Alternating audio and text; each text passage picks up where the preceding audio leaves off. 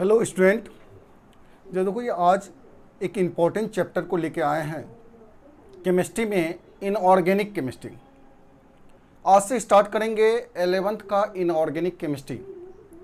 Inorganic chemistry या देखो ये विगत 5 से 6 सालों में अगर केमिस्ट्री में सबसे ज़्यादा अगर क्वेश्चन का अरेंजमेंट हुआ है, क्वेश्चन अरेंज किया गया है, तो वो है इनऑर्गेनिक सेक्शन से अच्छा खासा सवाल पूछा जाता है और बड़ी आसानी से सवाल को सॉल्व भी करते हैं। इस बार का ही नीट और जेईई मेन का जो एग्ज़ाम हुआ था उसमें इनऑर्गेनिक केमिस्ट्री का अच्छा खासा सवाल था और अगर ठीक ढंग से आप काम कीजिएगा, थोड़ा सा है थ्योरी सेक्शन है, इसमें आपको कुछ बातें को याद करना पड़ेगा, पॉइंट बाय पॉइंट काम करना पड़ेगा, पॉइंट बाय पॉइंट आपको समराइज करना पड़ेगा। और अगर सर की बातों को अगर 100% फुलफिल करोगे तो इनऑर्गेनिक केमिस्ट्री ऑर्गेनिक और फिजिकल की तुलना में काफ़ी कम समय में सॉल्व करने वाला सब्जेक्ट है। बड़ी आसानी से आप सॉल्व कर सकते हैं अगर आप थोड़ा सा इस पर ध्यान दीजिएगा। अक्सर देखते हैं स्टूडेंट को inorganic chemistry that means ignoring subject, थोड़ा सा नीरस है, थोड़ा सा आपका इसमें रटने वाला सब्जेक्ट है। टीचर उसी के लिए तो है, जहाँ पे थोड़ा सा कॉम्प्लिकेटेड काम करना है उसके लिए टीचर आपके साथ खड़े हैं। बताएंगे इनऑर्गेनिक केमिस्ट्री में कैसे कुछ पॉइंट को याद करने का क्या तरीका है, उसके लिए तरह तरह का डायलॉग भी लाएंगे इनऑर्गेनिक केमिस्ट्री में, और डायलॉग की मदद से बड़ी आसानी से आप इनऑर्गेनिक केमिस्ट्री को अपनी मुट्ठी में कर सकते हैं। सबसे ज़्यादा अगर कोई केमिस्ट्री में डायलॉग देते हैं तो वो है इनऑर्गेनिक केमिस्ट्री में, आपका लंबा चौड़ा डायलॉग चलता है। डायलॉग कॉमेडी डायलॉग रहता है जिसको कि एक बार सुनने के बाद बड़ी आसानी से उसको आप मेमोराइज भी हो जाता है और उसका ट्रिक भी आप समझ जाते हैं कि क्या काम करने के लिए कर।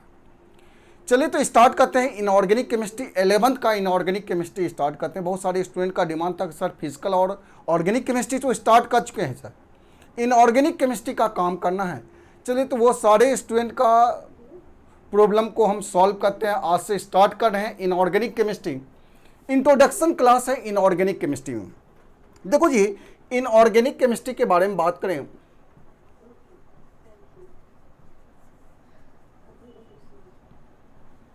इनऑर्गेनिक केमिस्ट्री इसमें 2 सेक्शन है आपका, 11th और 12th। सबसे पहले हम टॉपिक देखते हैं। ऑर्गेनिक केमिस्ट्री में भी टॉपिक बताए थे आपका, 11th का क्या सेक्शन है, 12th का क्या सेक्शन है, जिसके बारे में आप स्टडी कर रहे हैं उसके बारे में तो टॉपिक के बारे में जानकारी होनी चाहिए कि क्या क्या इसमें पढ़ना। देखो जी, इंट्रोडक्शन में 11th में जो इनऑर्गेनिक केमिस्ट्री का वर्क करना है, 11th क्लास में आपका सबसे पहला स्टडी करना है पीरियोडिक टेबल के बारे में।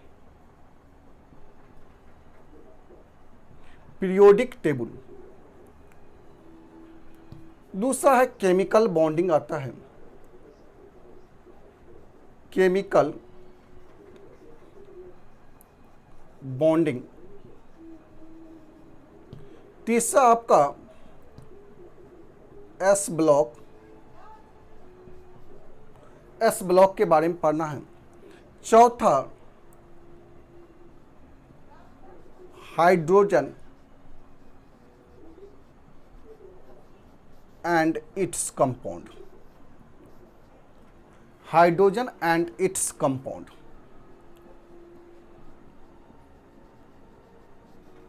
तो यही 4 टॉपिक है जिसके बारे में स्टडी करना है। चैप्टर है 4 चैप्टर है 11th में। 12th के बारे में बात करें, 12th क्लास में आपको वर्क जो करना है,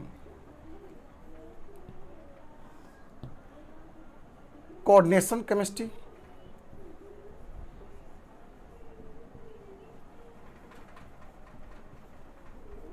कोऑर्डिनेशन केमिस्ट्री के बारे में स्टडी करना है। बहुत ही इंपॉर्टेंट चैप्टर है कोऑर्डिनेशन केमिस्ट्री। दूसरा है मेटलर्जी,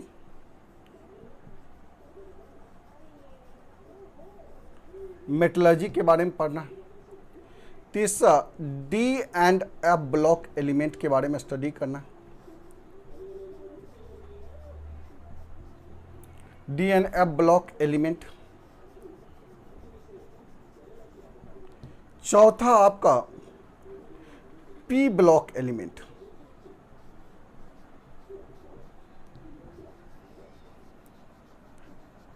यहाँ स्पष्ट कर दें कि देखो जी पी ब्लॉक जो है एक ऐसा चैप्टर है, पी ब्लॉक, जो 11th में भी है और 12th में भी है। पी ब्लॉक को दो सेक्शन में बांटेंगे, 11th और 12th। पी ब्लॉक दोनों जगह स्टडी करना है, 11th और 12th। 11th में आपको स्टडी करना है बोरोन फैमिली। बोरोन फैमिली के बारे में स्टडी करना है, कार्बन फैमिली, और सीबीएसई बोर्ड जो है नाइट्रोजन फैमिली को भी 11th में ही रखा था। ऐसे बिहार बोर्ड जो है नाइट्रोजन फैमिली 12th में है, और सीबीएसई बोर्ड को नाइट्रोजन फैमिली को किस में रखा है, 11th में रखा है। तो ये तीन बोरोन फैमिली हो गया। कार्बन फैमिली के बारे में स्टडी करेंगे, नाइट्रोजन फैमिली के बारे में। 12th में आपका बात करें तो ऑक्सीजन फैमिली के बारे में बात करेंगे,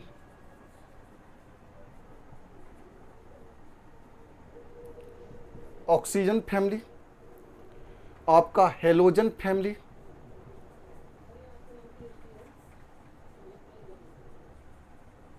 हेलोजन फैमिली, और नोबल गैस या इनर्ट फैमिली के बारे में बात करें, नोबल गैस।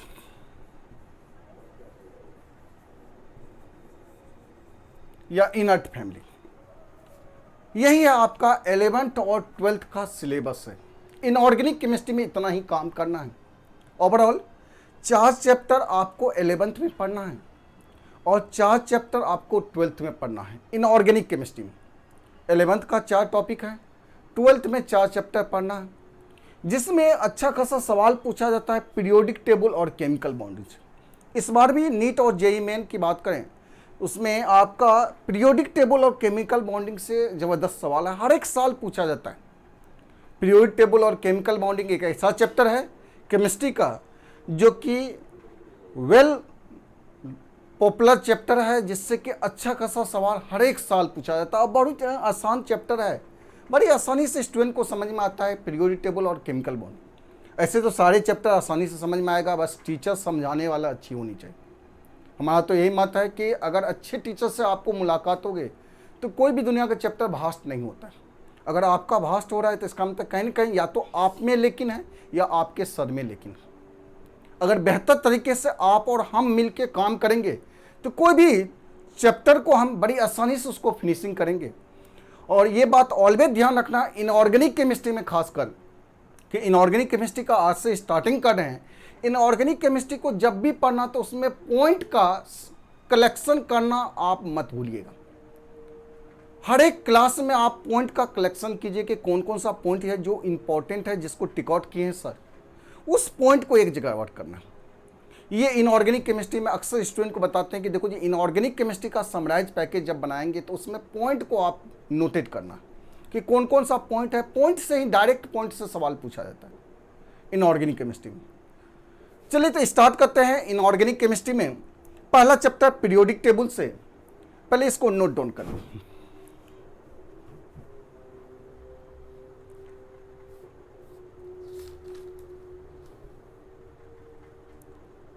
चलिए तो इसको मिटाते हैं।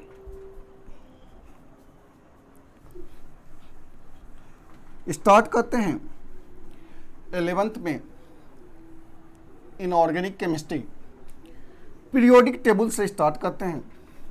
कई बार तो हम केमिकल बॉन्डिंग से स्टार्ट करते हैं, कई बार पीरियोडिक टेबल से। चलिए इस बार हम पीरियोडिक टेबल से स्टार्ट करते हैं, आप सबों को वर्क करना। कहीं से भी केमिकल बॉन्डिंग से भी स्टार्ट कर सकते हैं। इनऑर्गेनिक केमिस्ट्री में तो यही सबसे बड़ी खासियत होता है कि कोई भी चैप्टर आपका जब स्टार्टिंग करेंगे तो वो एक तरह का अननोन चैप्टर रहेगा, उससे पीछे के चैप्टर से कोरिलेटेड नहीं होता है, बहुत कम कोरिलेशन होता है। एक नए नए बातें को बारे में सीखना पड़ता है। चलिए तो पीरियोडिक टेबल के बारे में स्टडी करना है।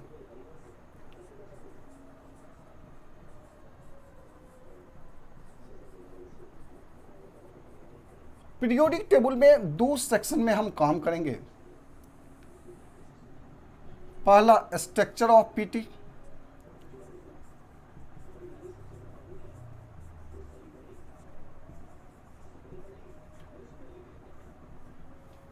दूसरा periodicity.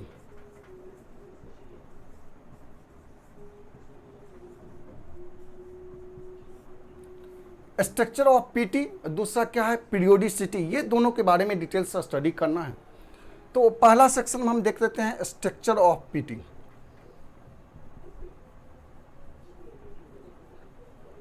Structure of periodic table.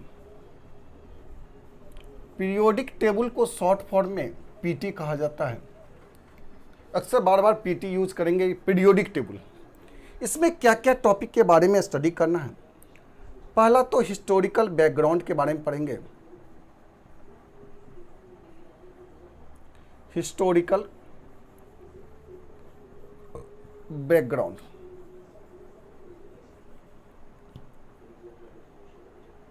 दूसरा हम पढ़ेंगे पीरियड एंड इट्स क्लासिफिकेशन।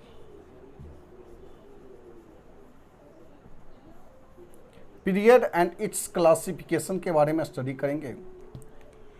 तीसरा ग्रुप एंड इट्स क्लासिफिकेशन।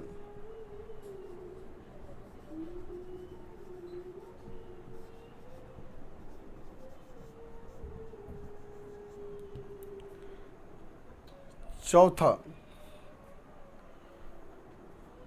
चलिए यहां लिख देते हैं। चौथा जो आपका ब्लॉक के बारे में पढ़ेंगे।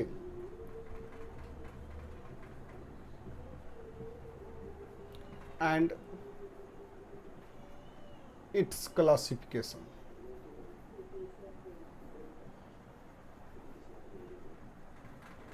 Block and it's classification.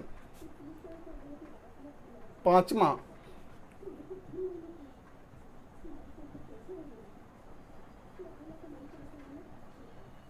Terminology के बारे में पढ़ेंगे। ढेर सारे टर्म इसमें देखेंगे। छठा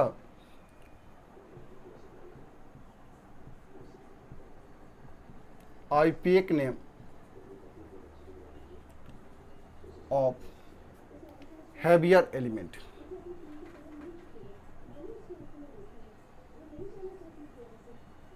आईपीएक नेम के बारे में बात करेंगे। हैवियर एलिमेंट करने का मतलब ग्रेटर देन 100, एटॉमिक नंबर 100 से ऊपर के लिए कुछ आईपीएक नेम दिया गया, उसके बारे में स्टडी करेंगे। और यहाँ से सवाल तो इस साल पूछा गया है नीट में। यहाँ से ही सवाल आपका था आईपीएक नेम के बारे में। बहुत ही आसान सवाल था। जब पढ़ेंगे आईपीएक नेम तब तो उसके बारे में डिटेल से स्टडी करेंगे।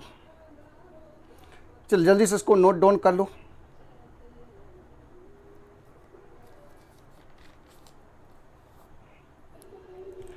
चलिए इसको मिटाएं। चलिए तो आते हैं, पहला स्टडी करेंगे हिस्टोरिकल बैकग्राउंड के बारे में।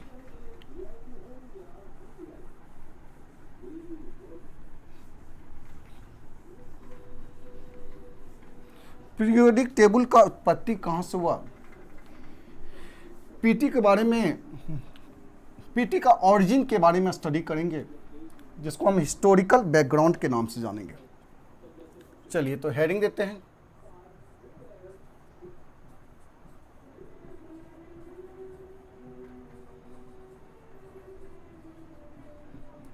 Historical background.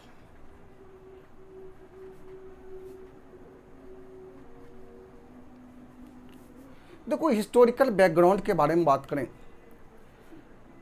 तो शुरुआत में बर्जेलियस के समय, लेवोजियस साहब के समय कुछ ही एलिमेंट का डिस्कवरी हुआ था।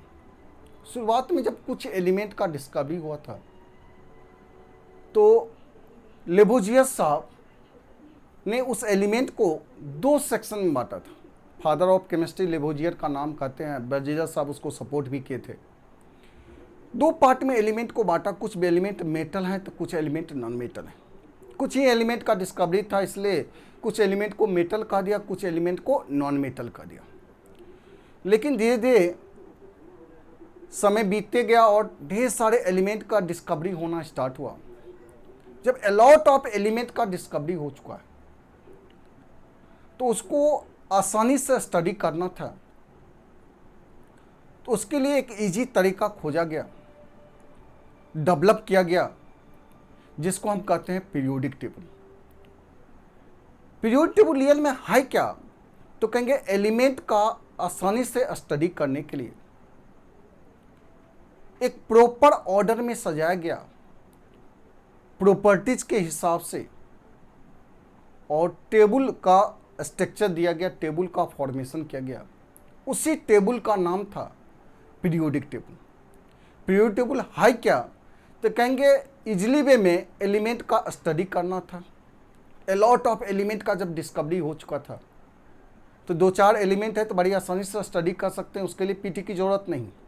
लेकिन अभी आप जान रहे हैं कि 114 एलिमेंट का डिस्कवरी हो चुका है, उसके प्रॉपर्टीज़ के बारे में बेहतर तरीके से जानकारी है। और भी कुछ एलिमेंट का डिस्कवरी हुआ लेकिन उसके प्रॉपर्टीज में अभी भी लेकिन है कुछ हिंड्रेंट है। तो 114 एलिमेंट का जब डिस्कवरी हो चुका है, अलॉट ऑफ एलिमेंट का डिस्कवरी हुआ था, तो उसको एक प्रॉपर ऑर्डर में स्टडी करना था, इजी फॉर्म में स्टडी करना था।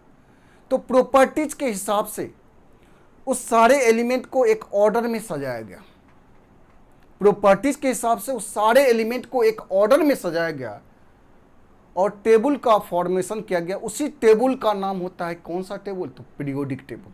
चलिए, तो पहला हिस्टोरिकल बैकग्राउंड में हम पीरियोडिक टेबल को ही डिफाइन करते हैं। चलिए तो हेडिंग देते हैं। पहला ए में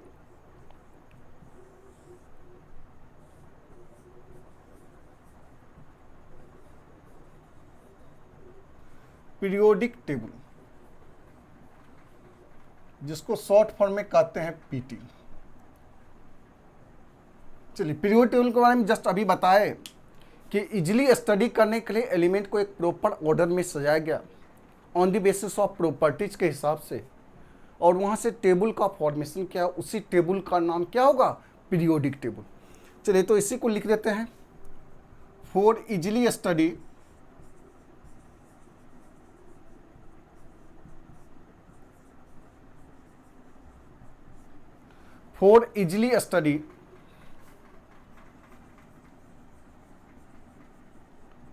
elements are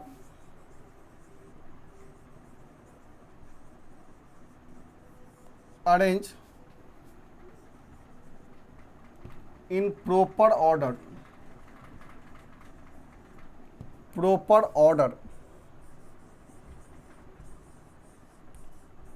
on the basis of properties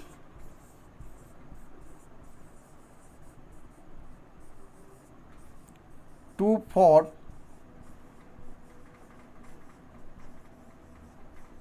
table. This table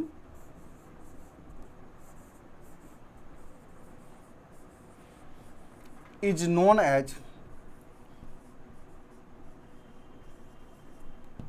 periodic table.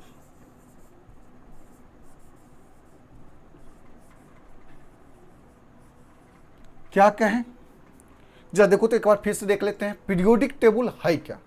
तो फॉर इजीली स्टडी, आसानी से स्टडी करना था, इजी वे में स्टडी करने के लिए एलिमेंट्स आर अरेंज, एलिमेंट को अरेंज किया गया इन प्रॉपर ऑर्डर, एक प्रॉपर ऑर्डर में अरेंजमेंट किया गया ऑन द बेसिस ऑफ, किसके आधार पे? प्रॉपर्टीज के हिसाब से। प्रॉपर्टीज के हिसाब से एलिमेंट को एक प्रॉपर ऑर्डर में सजाया गया और वहां से टेबल का फॉर्मेशन किया गया। इसी टेबल का नाम कौन सा टेबल होता है? Periodic table. एक्चुअली में पीरियोडिक टेबल में जो होता है,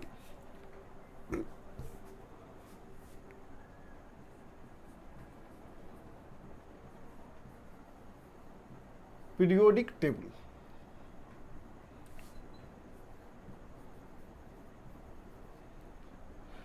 दो फॉर्म होता है। एक होता है वर्टिकल कॉलम,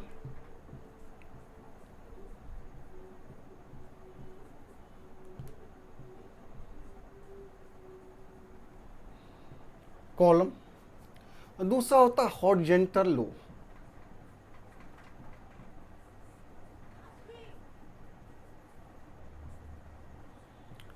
वर्टिकल कॉलम और हॉरिजॉन्टल लो। वर्टिकल कॉलम के बारे में बात करें तो इस तरह का कॉलम आपका रहेगा पीरियोडिक टेबल में। इसी कॉलम को कहते हैं vertical column. A lot of column रहेगा, इस तरह से कॉलम रहेगा, टॉप टू बॉटम, ऊपर से नीचे ये मूव कर रहा है कॉलम, जिसको हम कहते हैं वर्टिकल कॉलम। ये होता वर्टिकल कॉलम है।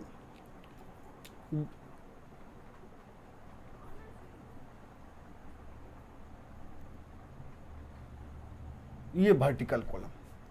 हॉरिजॉन्टल रो के बारे में बात करें तो इस तरह से हॉरिजॉन्टल है।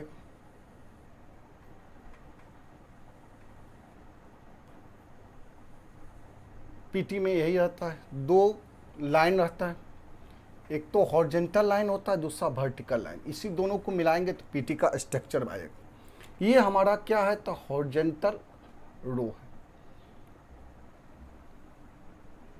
जानते हैं इसी वर्टिकल कॉलम को आगे चल के कहा गया, इसके बारे में लंबा चौड़ा काम करेंगे, इसको कहा गया ग्रुप। और इसी को आगे चल के कहा गया पीरियड कहा गया।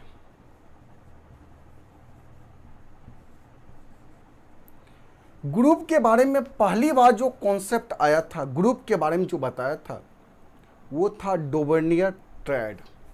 डोवर्नियर ट्रेड है, 3 का सीरीज दिया था, जिन्होंने ग्रुप के बारे में फर्स्ट इंफॉर्मेशन दिया था। डोवर्नियर साहब ने ट्रेड का कॉन्सेप्ट लेके चला था।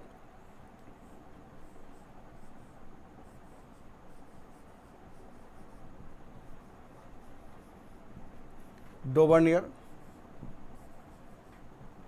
ट्राइड। जबकि पीरियड के बारे में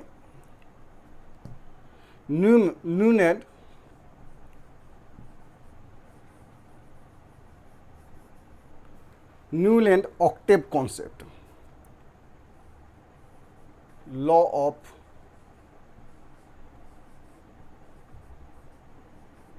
Octave, Newland law of octave, ये आपका दिया था डोवर्नियर और न्यूलैंड लॉ ऑफ ऑक्टेव, यानी पीरियड के बारे में बताया था। पहली बार पीरियड के बारे में अगर कोई बेसिक कॉन्सेप्ट दिया था तो न्यूलैंड लॉ ऑफ ऑक्टेव, यानी पीरियोडिक टेबल में जो स्ट्रक्चर ऑफ पीटी के बारे में स्टडी कर रहे हैं। स्ट्रक्चर ऑफ पीटी में आपका वर्टिकल कॉलम होता है, हॉरिजॉन्टल रो होता है। इसी दोनों को मिला देंगे तो यहाँ से पीरियोडिक टेबल बन जाएगा। इसी के अंदर एलिमेंट रहता है। यानी पीरियोडिक टेबल का बेसिकली स्ट्रक्चर कैसा होगा तो कहेंगे इस तरह से लाइन होगा, ये लाइन आपका,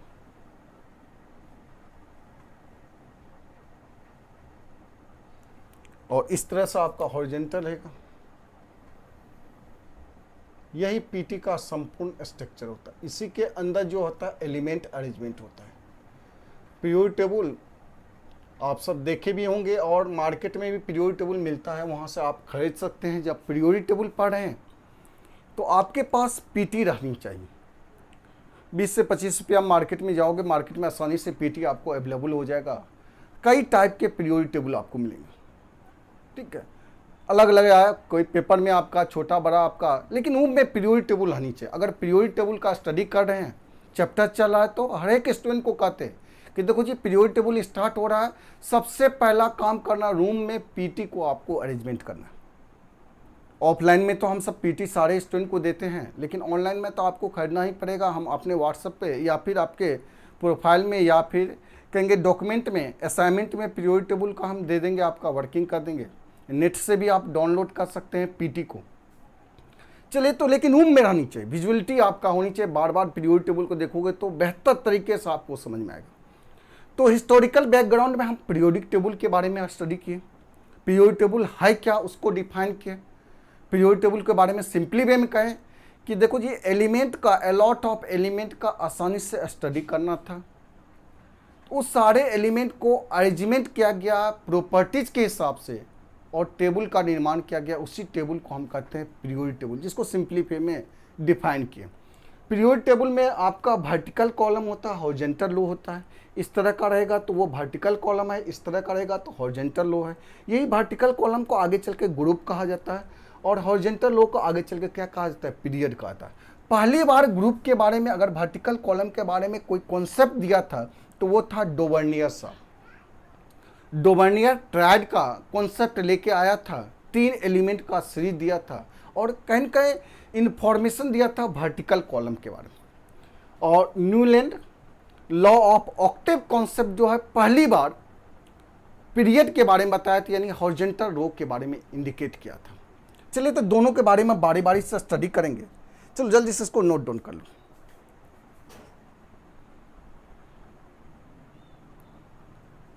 हो गया, चलिए तो इसको मिटाते हैं। अगला बी में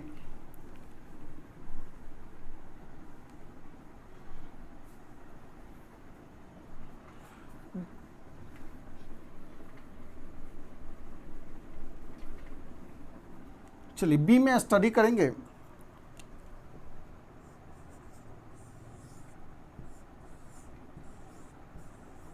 डोवर्नियर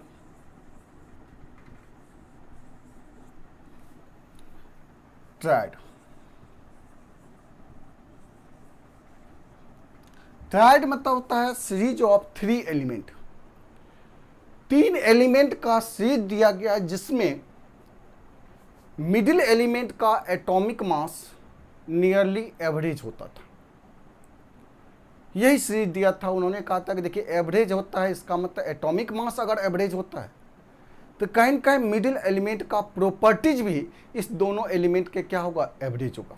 दोनों 2 टर्मिनल एलिमेंट के बीच में जो एलिमेंट है उसका प्रॉपर्टीज कहीं न कहीं एवरेज होगा इस दोनों एलिमेंट के प्रॉपर्टीज के। तो वही ट्रायड का सीरीज दिया गया, 3 एलिमेंट का सीरीज उन्होंने दिया था। डोवर्नियर साहब ने 3 एलिमेंट का एक सीरीज दिया था जिसमें कहा था कि मिडिल एलिमेंट का एटॉमिक मास जो होता है वो नियरली एवरेज होता है। अगर एटॉमिक मास नियरली एवरेज होता है तो उनका कॉन्सेप्ट था कि इसका प्रॉपर्टीज भी नियरली दोनों के क्या होगा, एवरेज होगा। इसका मतलब दोनों के एलिमेंट के लगभग प्रॉपर्टी तीसरा एलिमेंट शो करता है, यानी मिडिल एलिमेंट शो करता है। मेन जो इनका था कि कहीं का ये इंफॉर्मेशन दिया था, वर्टिकल कॉलम के बारे में इंफॉर्मेशन दिया था। यानी ग्रुप के बारे में पहली बार कोई अगर साइंटिस्ट ने सोचा था तो वो था डोवर्नियर साहब। चलिए तो जा लिख लेते हैं डोवर्नियर ट्रेड में series of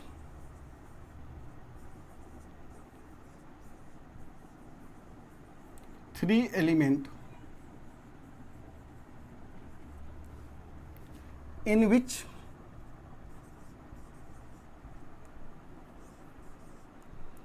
atomic mass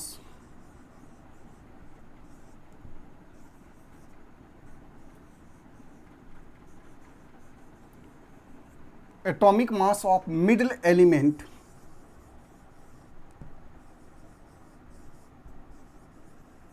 are nearly average, जिसमें मिडिल एलिमेंट का एटॉमिक मास नियरली क्या है, एवरेज है। जब देखिए सीरीज 3 एलिमेंट का सीरीज दिया गया था, कुछ एग्जांपल्स इसको और बेहतर करते हैं।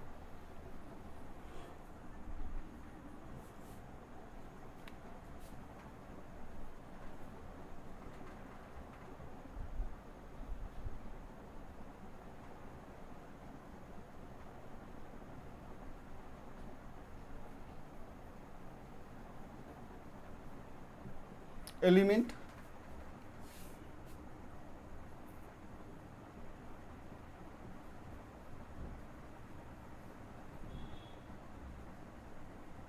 Average mass of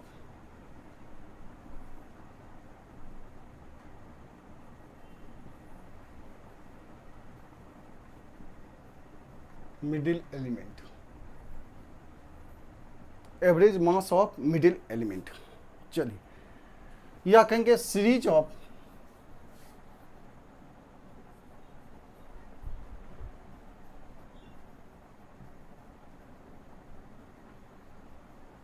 element, 3 element का सीरीज दिया गया।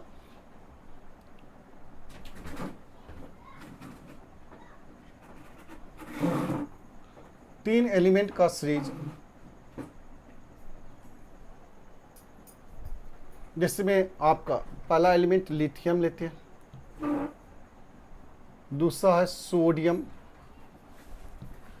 तीसरा है पोटासियम। अगर एटॉमिक मास के बारे में बात करें,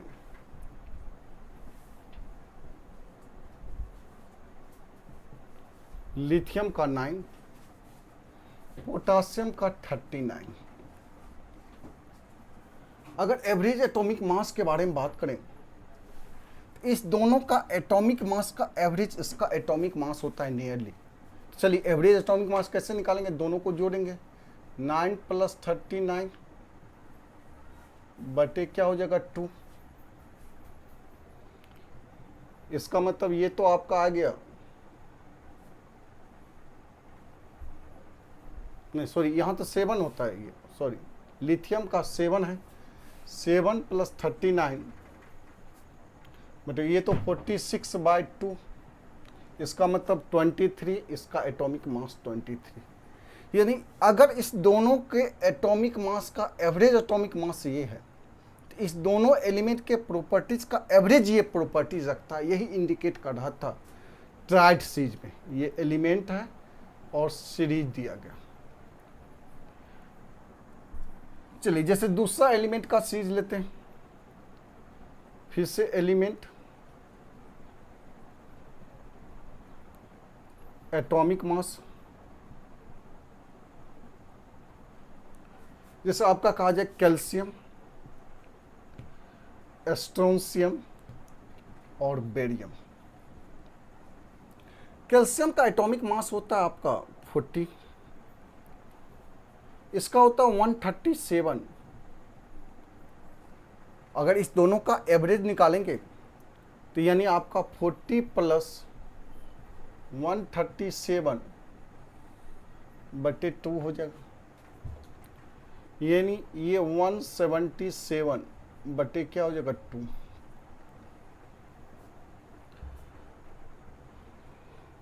एट्टी 87 के आसपास हो रहा है, 87.5, ये 87.5 के आसपास एटॉमिक मास हो।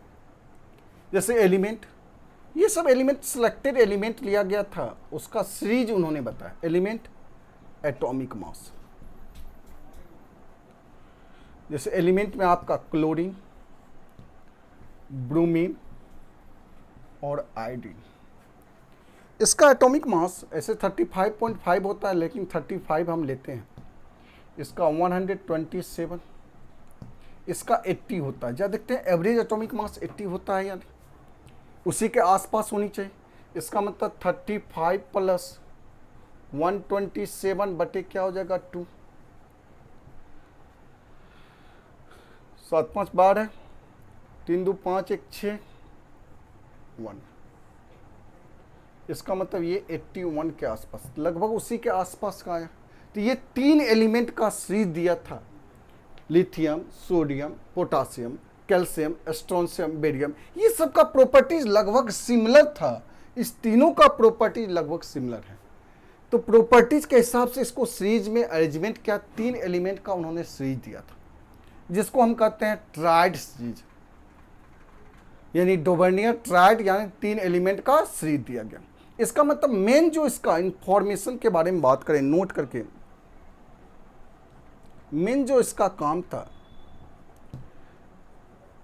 it gives the information of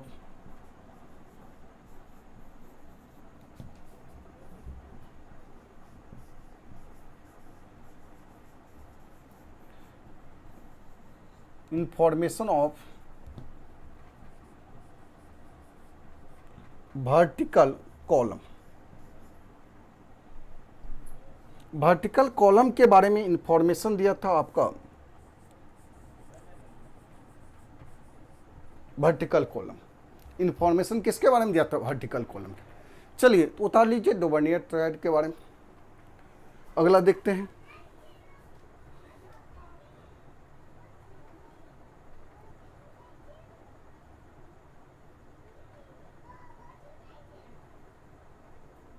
चलिए इसको मिटाते हैं।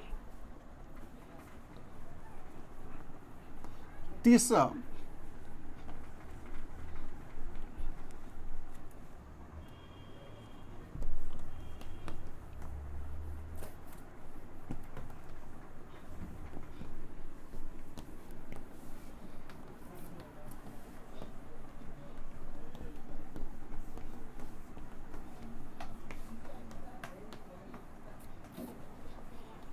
अगला देखते हैं सी में।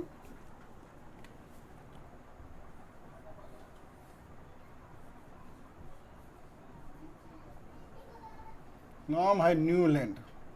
बड़ा सपना था नया घर लेने का, नया लैंड लेने का। Newland law of octave, based on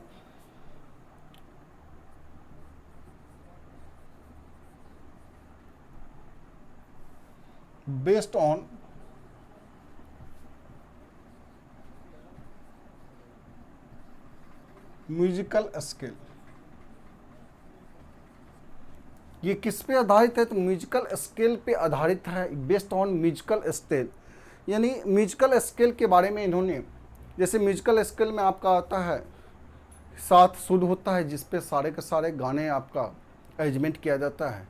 सा रे गा मा पा धा नी सा। भले ही हम तो म्यूजिक के बारे में उतना जानकारी नहीं है, लेकिन बेसिक यही होता है। शुरुआती जो आपका म्यूजिक सिखाया जाता है तो पहले यही सुर के बारे में समझाया जाता है। सा रे गा मा पा धा नी सा, आसानी धापा मा गा रे सा।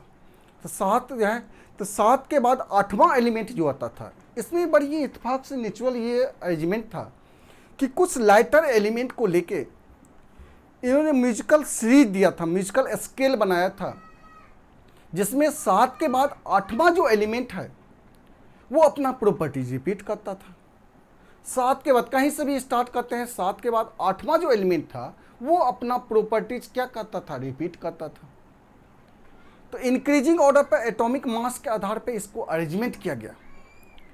न्यूलैंड साहब ने एटॉमिक मास पे, डोबर्नियर साहब भी एटॉमिक मास के बारे में चर्चा किए थे, न्यूलैंड साहब भी एटॉमिक मास के आधार पे कुछ एलिमेंट, लाइटर एलिमेंट को अरेंजमेंट किया गया इंक्रीजिंग ऑर्डर ऑफ एटॉमिक मास, जिसमें 8वां एलिमेंट अपना प्रॉपर्टीज क्या करता था? रिपीट करता था, जिसको हम कहते हैं न्यूलैंड लॉ ऑफ ऑक्टेव।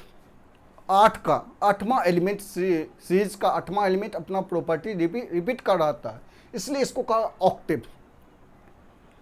तो चलिए तो इसके बारे में देख लेते हैं क्या है म्यूजिकल नंबर पे। Lighter elements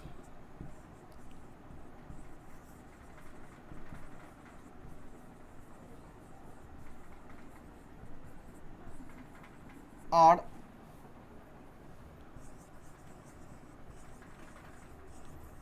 arranged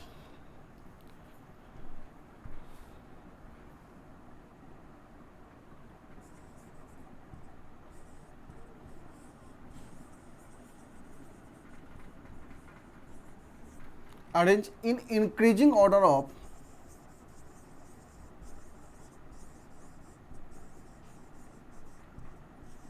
atomic mass, in which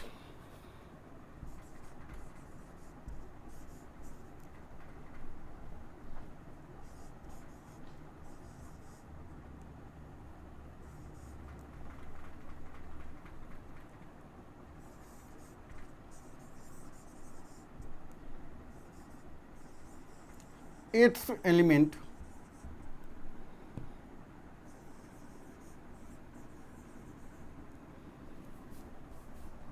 in which eighth element, या कहेंगे in which, देखो इसी को, in which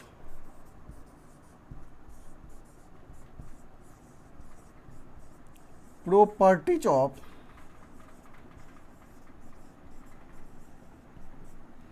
every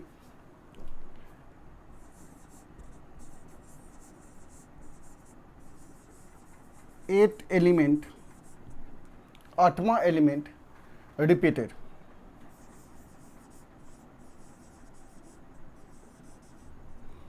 यही था, मेन था कि 8वां एलिमेंट जो होता है अपना प्रॉपर्टीज क्या करता है, रिपीट करता है। जब देखो तो सीरीज में जब देखते हैं, आपका सीरीज के बारे में बात करें,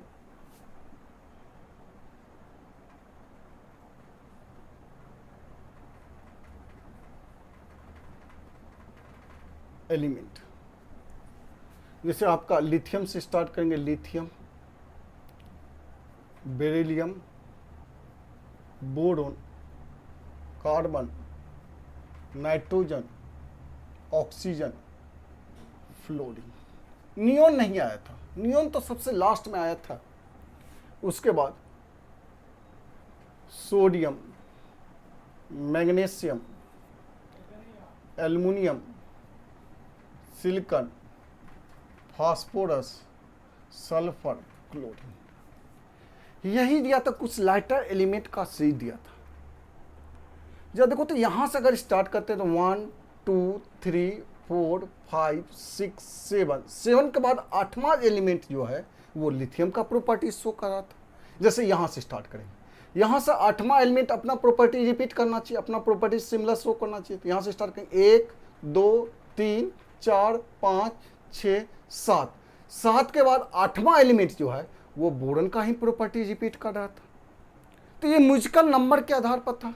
7 के बाद 8वां कहीं से भी स्टार्ट, जैसे नाइट्रोजन से स्टार्ट करते हैं, इसके बाद 8वां एलिमेंट, यहां से 7 एलिमेंट के बाद जो एलिमेंट आएगा वो नाइट्रोजन का ही जैसा प्रॉपर्टी शो करेगा। जैसे यहां से स्टार्ट करें 1 2 3 4 5 6 7, 7 तक आ गया। 7 के बाद जो 8वां एलिमेंट है वो नाइट्रोजन का ही प्रॉपर्टी शो कर रहा है, फास्फोरस। तो मेन जो मकसद था कि ये आपका रिपीटिंग प्रॉपर्टी शो कर रहा था। तो कहीं ना कहीं ये आपका हॉरिजॉन्टल रो के बारे में इंफॉर्मेशन दे रहा था, यानी पीरियड के बारे में कहीं ना कहीं ये इंडिकेट कर रहा था, न्यूलैंड लॉ ऑफ ऑक्टेव, कि 7 के बाद 8वां एलिमेंट का जो प्रॉपर्टीज होगा वो अपना क्या करेगा, रिपीट करेगा। आपका एटॉमिक मास के आधार पे इसको अरेंजमेंट किया गया। अगर इसका एटॉमिक मास लिखेंगे, लाइटर एलिमेंट है, इसका एटॉमिक मास लिथियम का 7 होता है, बेरिलियम का आपका 9 होता है, बोरोन का 11 हो जाता है, कार्बन 12, नाइट्रोजन का 14, ऑक्सीजन 16, फ्लोरीन 19, सोडियम 20। इसका एलिमेंट फिर आया यहाँ एलिमेंट एटॉमिक मास।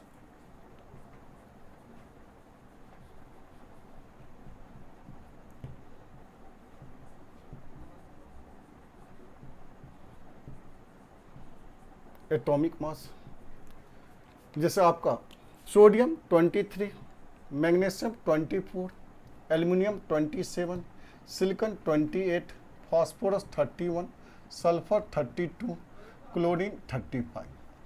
तो कहीं से भी एलिमेंट को अगर देखते हैं, जैसे ये राउंड कर रहे हैं, ये बोरोन का 7 के बाद 8वां एलिमेंट अपना प्रॉपर्टीज क्या कर रहा है, रिपीट कर रहा है। तो कहीं ना कहीं ये सीरीज के बारे में दिया। देखो यहाँ पे अगर इसको देखते हैं, इस तरह से हम लाइन इंडिकेट करते हैं, तो ये हमारा कहीं ना कहीं आपका पीरियोडिक टेबल का ये इंफॉर्मेशन दे रहा है।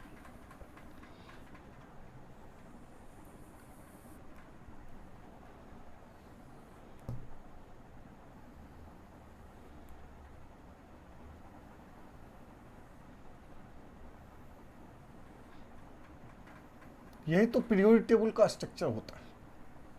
याद रखना कि न्यूलैंड साहब जिस समय काम कर रहे थे उस समय इनर्ट गैस का इंफॉर्मेशन नहीं था। इनर्ट गैस तो बहुत लास्ट में, नॉन रिएक्टिव गैस होता है, ये बहुत लास्ट में आके डिस्कवरी हुआ। और जो भी डिस्कवरी किया सबको नोबेल प्राइज मिला था, इसलिए नोबेल गैस इसको कहते हैं। चलिए मेन जो नोट करके याद रखना है, कहेंगे इट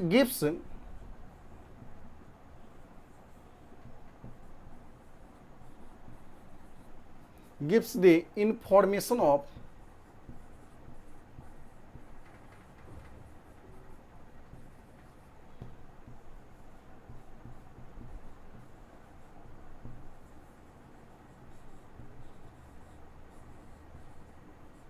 हॉरिजॉन्टल रो, ये हॉरिजॉन्टल रो के बारे में इंफॉर्मेशन दिया था। तो डोबर्नियर साहब वर्टिकल कॉलम के बारे में इंफॉर्मेशन दिया था, न्यूलैंड साहब ने हॉरिजॉन्टल रो के बारे में इंफॉर्मेशन दिया था। इसके बाद मैंडलिफ साहब आए, जिन्होंने दोनों को कोइंसाइड करके स्ट्रक्चर ऑफ पीटी दिया था on the basis of atomic mass के आधार पे, increasing order of atomic mass के आधार पे हॉरिजॉन्टली और वर्टिकली इसको अरेंजमेंट किया गया था एलिमेंट को, और वहाँ से structure of PT, periodic table का जो स्ट्रक्चर आज देखते हैं उसके पीछे का योगदान जो है मेंडलीफ साहब का देखा गया। चलिए तो इसको उतारिए, अगला देखते हैं मेंडलीफ साहब का वर्किंग करते हैं।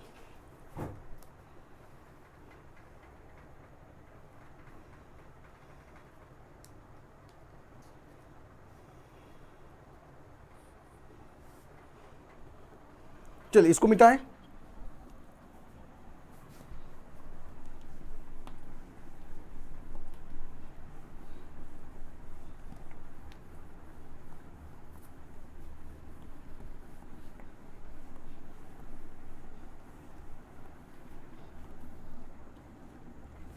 अगला डी में देखते हैं।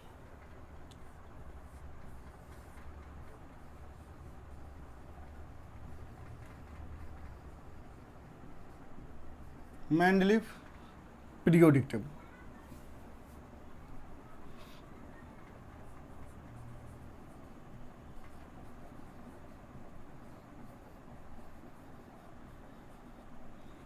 मेंडलीफ पीरियोडिक टेबल, मेंडलीफ साहब ने पीरियोडिक टेबल के बारे में जो स्ट्रक्चर दिए थे, उन्होंने कहा कि आपका फिजिकल और केमिकल प्रॉपर्टी जो एलिमेंट का है वो पीरियोडिक फंक्शन होता है on the basis of atomic मास। कहेंगे एलिमेंट का फिजिकल और केमिकल प्रॉपर्टी जो है, जो अरेंजमेंट करेंगे एलिमेंट, कोई भी एलिमेंट का अरेंजमेंट जो करते हैं अलॉट ऑफ एलिमेंट को, तो उसका फिजिकल और केमिकल प्रॉपर्टी जो है वो पीरियोडिक फंक्शन होता है on the basis of atomic मास। कहीं न कहीं एटॉमिक मास पे वो डिपेंड करता है, एटॉमिक मास पे अरेंजमेंट करता है, क्योंकि इससे पहले डोबर्नियर साहब और न्यूलैंड साहब ये बात को कह चुके हैं। एटॉमिक मास पे उन्होंने वर्किंग किया था, डोबर्नियर साहब भी एटॉमिक मास पे जोर दिए थे और न्यूलैंड साहब भी एटॉमिक मास पे जोर दिए थे। भले ही डोबर्नियर साहब को जो इन्फॉर्मेशन दिए वो वर्टिकल कॉलम के बारे में इन्फॉर्मेशन दिए और न्यूलैंड साहब जो है वो हॉरिजॉन्टल रो के बारे में बताए थे। अब इसी दोनों कॉन्सेप्ट को मिला के मेंडलीफ साहब ने कहा कि एलिमेंट का फिजिकल और केमिकल प्रॉपर्टी जो होता है वो पीरियोडिक फंक्शन होता है on the basis of atomic mass. Atomic मास पे कहीं न कहीं फिजिकल और केमिकल प्रॉपर्टी एलिमेंट का डिपेंड करता है, इसलिए एटॉमिक मास के आधार पे एलिमेंट को अरेंजमेंट किया गया और वर्टिकल लाइन और हॉरिजॉन्टल और वर्टिकल लाइन में अरेंजमेंट किया गया, वहाँ से पीरियोडिक टेबल का इंफॉर्मेशन दिया गया। तो चलिए जल्दी लिख लेते हैं इसी को डोबर्नियर पीरियोडिक टेबल में। The physical and chemical properties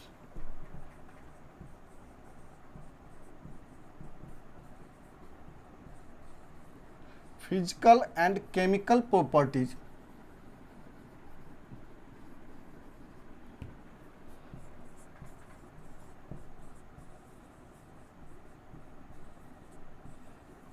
of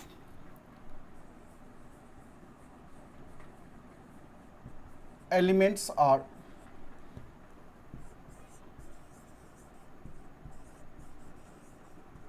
periodic function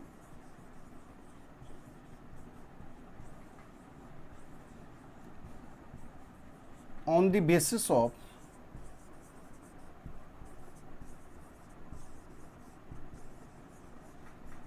atomic mass. किसके आधार पे है? एटॉमिक मास के आधार पे। कहेंगे क्या?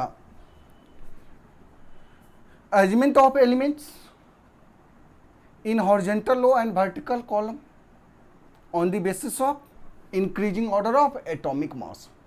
एटॉमिक मास के आधार पे एलिमेंट को सजाया गया हॉरिजॉन्टल रो और वर्टिकल कॉलम में। हॉरिजॉन्टल और वर्टिकली अरेंजमेंट किया गया एलिमेंट्स को किसके आधार पे? तो एटॉमिक मास के आधार पे। तो दूसरा पॉइंट यही लिखते हैं।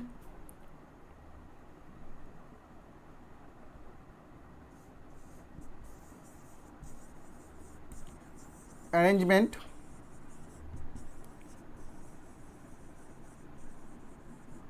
of elements in horizontal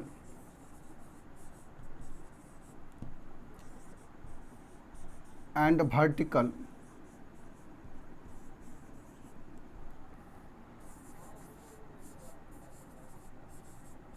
on the basis of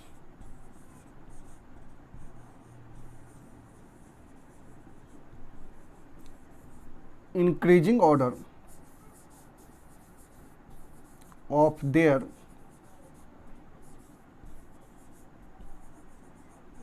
atomic mass, their atomic mass। Atomic mass के आधार पे एलिमेंट को अरेंजमेंट किया गया हॉरिजॉन्टल और वर्टिकल कॉलम में। वही हमारा कौन सा कहलाता है? Mendeleev periodic table. मेन जो इसका आपका वर्किंग है, कहेंगे it gives the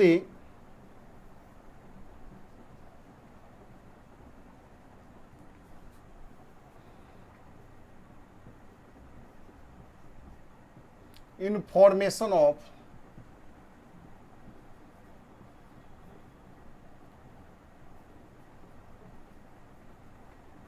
structure of PT. Mainly ये पीरियोडिक टेबल का स्ट्रक्चर दिया गया। डिमेरिट के बारे में बात करें,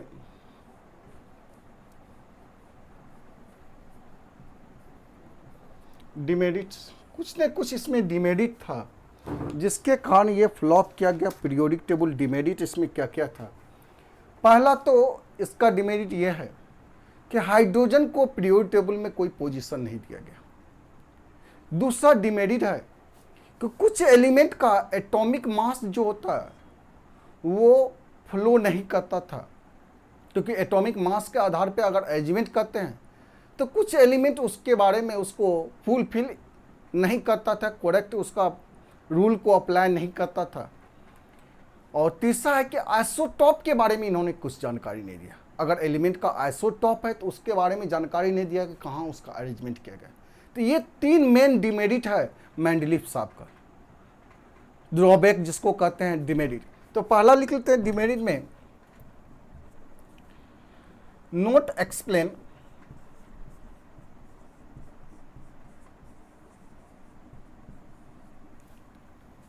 the position of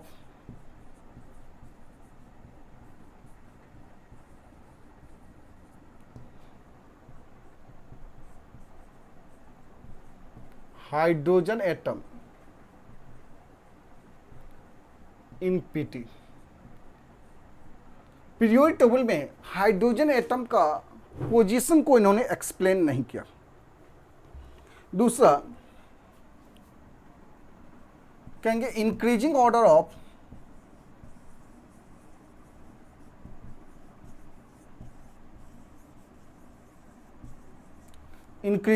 of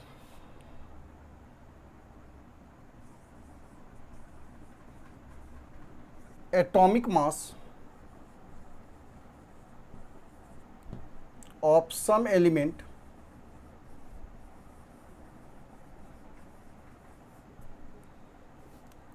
element not flow।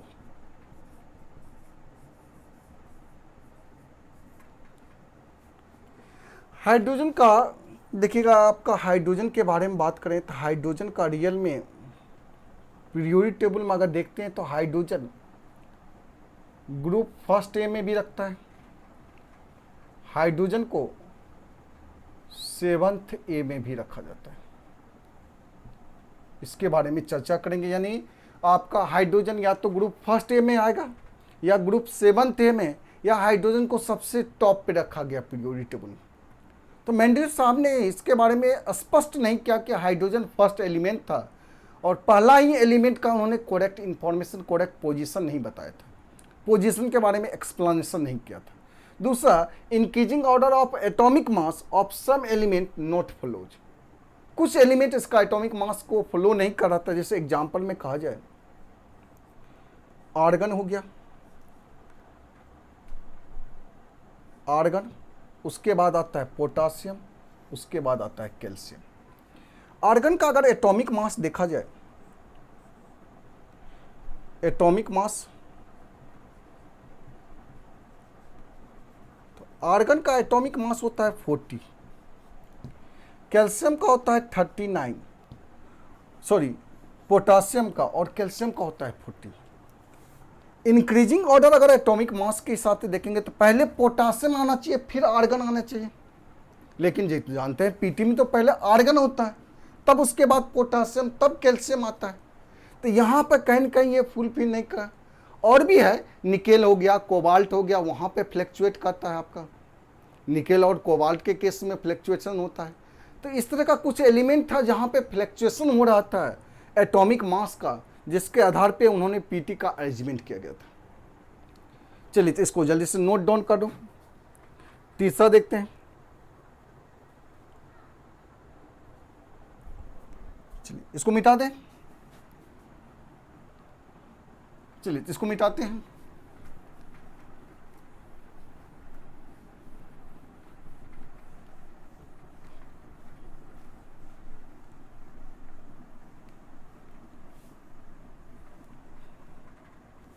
तीसरा कहा ड्रॉबैक में आता है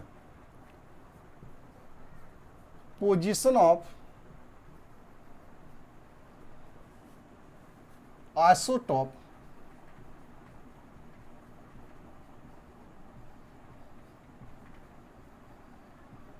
could not be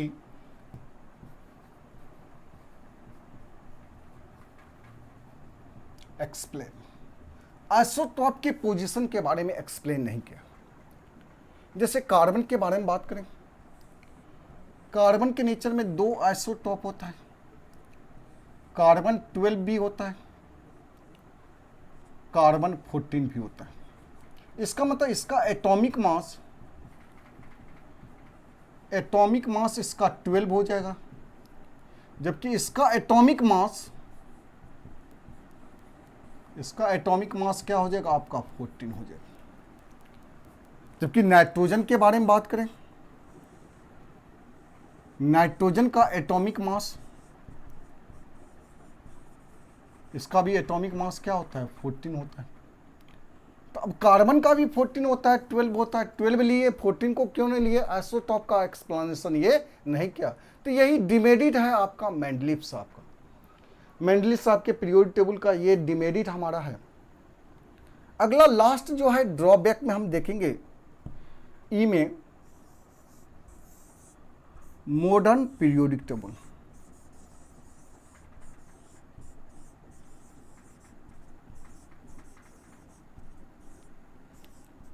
modern periodic table जिसको हम कहते हैं long form of periodic table, जो कि अभी आप पीरियोडिक टेबल जो देखते हैं वो है modern periodic table, long form of periodic table, जिसको देने वाले साइंटिस्ट थे मोसले साहब। मोसले साहब इस पे लंबा चौड़ा काम किए थे, मोसले साहब इस पे वर्क किए थे, जिसके बारे में अगले लेक्चर में इसके बारे में लॉट ऑफ इंफॉर्मेशन दिया जाएगा इसके बारे में।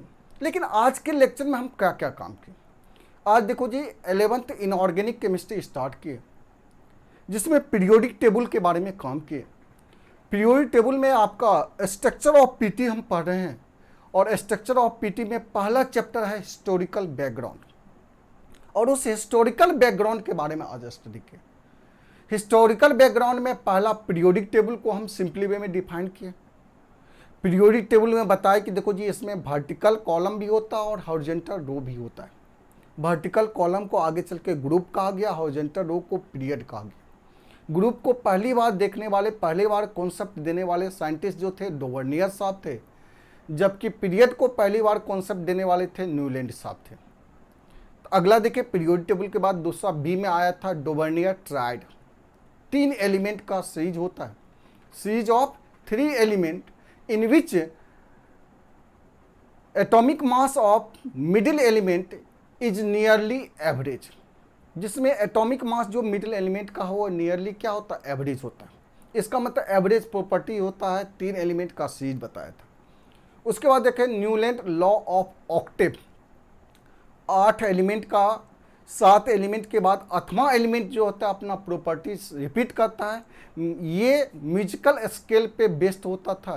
न्यूलैंड साहब का जो कॉन्सेप्ट दिया गया था वो म्यूजिकल स्केल पे बेस्ड था कि 7 के बाद 8वां एलिमेंट जो आएगा, कहीं से भी आप लाइटर एलिमेंट का उन्होंने सीरीज बनाया था, हॉरिजॉन्टली सीरीज बनाया था कि 7 के बाद 8वां एलिमेंट अपना प्रॉपर्टीज रिपीट कर रहा था। उस समय इनर्ट गैस के बारे में कोई इंफॉर्मेशन नहीं था, इनर्ट गैस को शामिल नहीं करना। लिथियम से स्टार्ट करना है, फ्लोरीन तक जाना, सोडियम से स्टार्ट करना और आपका क्लोरीन तक जाना। तो यही 2 सीरीज के बारे में बताए थे आपका। उसके बाद तो मेंडलीफ साहब आए थे। मेंडलीफ साहब ने स्ट्रक्चर ऑफ पीटी दिए थे। स्ट्रक्चर ऑफ पीटी जो दिए गए थे, यानी एलिमेंट का फिजिकल हो या केमिकल प्रॉपर्टीज हो, वो कहीं न कहीं पीरियोडिक फंक्शन होता है on the basis of atomic mass. Atomic मास पे कहीं न कहीं डिपेंड करता है उसका फिजिकल और केमिकल प्रॉपर्टी। इसलिए एलिमेंट को जो अरेंजमेंट किया गया हॉरिजॉन्टली और vertically on the basis of increasing order of atomic मास पे अरेंजमेंट किया गया। इसका ड्रॉबैक क्या है, डिमेरिट क्या है, तो इन्होंने हाइड्रोजन का पोजीशन के बारे में एक्सप्लेन नहीं किया पीरियोडिक टेबल में कि हाइड्रोजन का रियल में पोजीशन कहाँ होनी चाहिए, जबकि पहला एलिमेंट था। दूसरा, उन्होंने कुछ एलिमेंट का atomic mass increasing order of atomic मास पे एलिमेंट को जो अरेंज कर रहा था उसमें कुछ एलिमेंट जो है उसको फ्लो नहीं कर रहा था। और तीसरा, आइसोटॉप के बारे में इन्होंने चर्चा नहीं किया। आइसोटॉप का पोजीशन पीरियोडिक टेबल में नहीं बताया। तो ये तो मेंडलीफ साहब था। अगले क्लास में देखेंगे आपका modern periodic table. Modern periodic table के बारे में आपका बात करेंगे, जिसको long form of periodic table भी कहते हैं, जिसको मोसले साहब ने दिया था। और तब देखेंगे आपका पीरियड एंड इट्स क्लासिफिकेशन। तो आज का क्लास यहीं रहने दीजिए। नेक्स्ट लेक्चर में आपसे मुलाकात करते हैं इनऑर्गेनिक केमिस्ट्री का 11th में पीरियोडिक टेबल में। धन्यवाद।